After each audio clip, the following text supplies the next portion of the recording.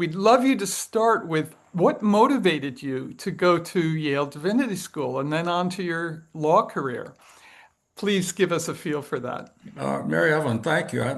While you were talking, I was thinking I probably should stop right here. That was such a nice introduction, so I appreciate it.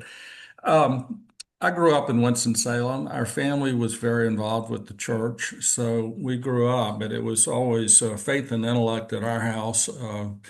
Dad and mother were became good Presbyterians, like most good Presbyterians, but one being a Baptist, one being a Methodist, and so that's where we ended up. And I was active there, and the ministry was important, and it was something else that became important as we got into Vietnam, which was, in terms of my student experience, was 68 to 72 at University of North Carolina. And we started with corsages for girls at football games and coat and tie. And by the time we finished in 72, it was long hair, nothing but blue jeans and some t-shirts, work shirts. And so, America changed dramatically during that period. And I was convinced that the church had a real role to play in it. And so that I was impressed with that and watching it.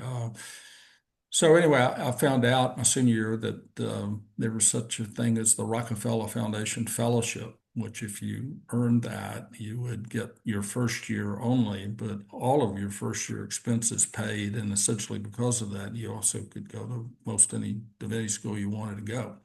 But you had to say you're interested in ministry, and also had to say that you weren't interested enough to pay your own way. And guess what? I could answer yes to both those questions.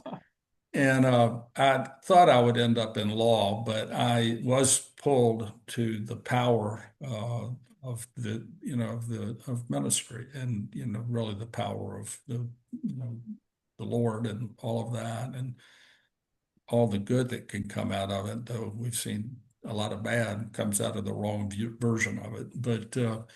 Anyway, I applied for the fellowship. Fortunately for me, I got it, which meant that I could postpone the law for a while. And I would say within 6 months at Yale, which I loved, at the Divinity School, I had decided I wasn't going into ministry mainly because my interests were too broad, and I needed a bigger field that I thought I could play in than just one church. Even though I admire people that run churches, just right at the top. The ones that do it well are extraordinary human beings.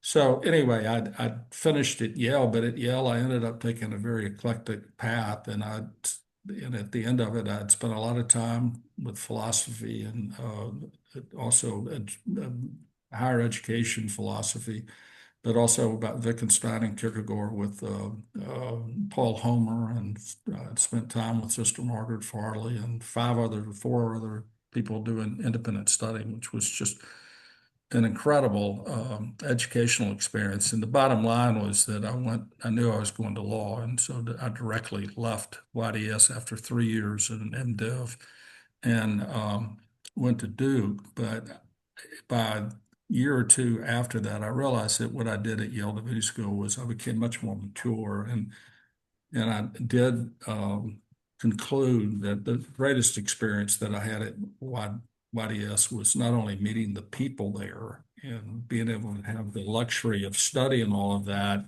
What I found was that I just had become much more articulate, not only orally, but also I wrote a whole lot better, and that I understood myself better, I understood my faith better, and that gave me a solid core of values that I've evolved over the last 50 years, but boy, what an incredible advantage I had because I had all that. And, that's something that anybody can get out of going to YDS if they go.